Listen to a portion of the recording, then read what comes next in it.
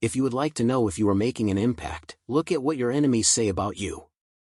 If you are the one being most attacked in the press, online, or you are given a nickname of some sort by the opposing side, that means you're doing something right. The British nicknamed German General Rommel in World War II the Desert Fox. There was the Navy SEAL sniper Chris Kyle who got the nickname the Devil of Ramadi and had an $80,000 bounty placed on his head. The battles of Lexington and Concord, which started the American Revolution, one of the missions the British had was to capture the people the British felt most important to the American cause, who were Sam Adams and John Hancock. You only earn a nickname by being successful. If the enemy doesn't care enough about you to think about you, then you aren't doing enough. We like to think we have an idea of what people think of us. That everyone likes us, everyone thinks we are funny or strong or tough. But we rarely ever get to truly know what people around us think of us. But when you are enemies with someone, they spend a little more time thinking about who you actually are at the core, what you are capable of, your skills and faults. Because your enemy needs to defend against your strengths, and exploit your weaknesses if they plan on defeating you. This means they will know you a little more than your average acquaintance who doesn't think twice about you.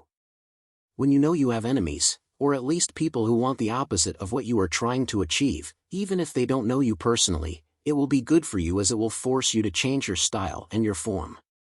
Follow Bruce Lee's advice of being like water. One of the ways in which this is shown in film is the John Wick movies.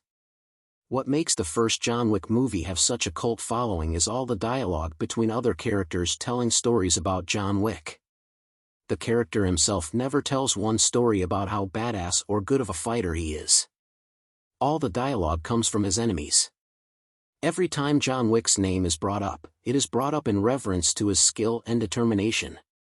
It is always one of John Wick's targets who are also doing the talking, so they know he is coming and an aura builds about the character, as the audience doesn't want some loudmouth talking about how great they are. No one respects those types of people.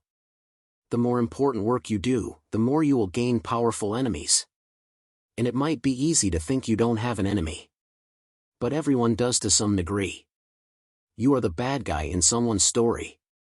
And that is okay. If you are a bad guy in someone's story, at least be a good bad guy, be strong and capable. Be a bad guy who will be hard to defeat.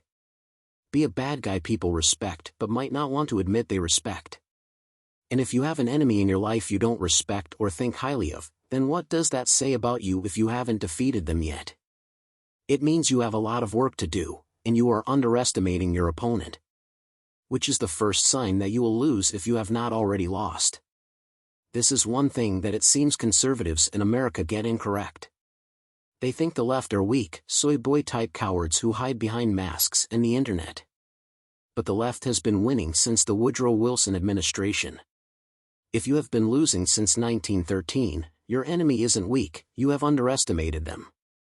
If I am wrong and you do not have a single enemy, then work harder. Then go out and try to make a difference in the world. Stand up for the good. Don't just go with the status quo, don't stay quiet when you know something wrong is happening. Have a difficult but necessary conversation with the person in your life who needs it. Take some risks. Be someone who is worthy to have some worthwhile enemies.